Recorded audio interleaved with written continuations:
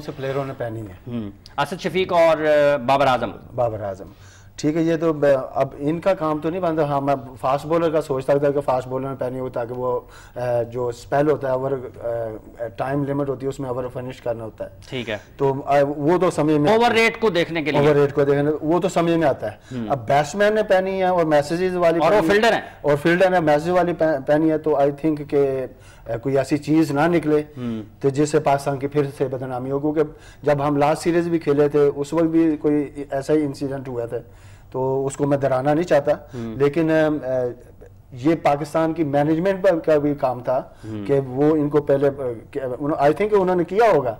اور یہ پلیئروں کی اپنی نااہلی ہے کہ وہ یا تو ان کا لیک آف ایجوکیشن ہے یا سمجھ نہیں کر پاتے، یا ان کو اردو میں لیکچر دینا چاہیے، اردو میں پنجابی میں دینا چاہیے تاکہ پھر اچھے طریقے سے سمجھ آ جانی چاہیے.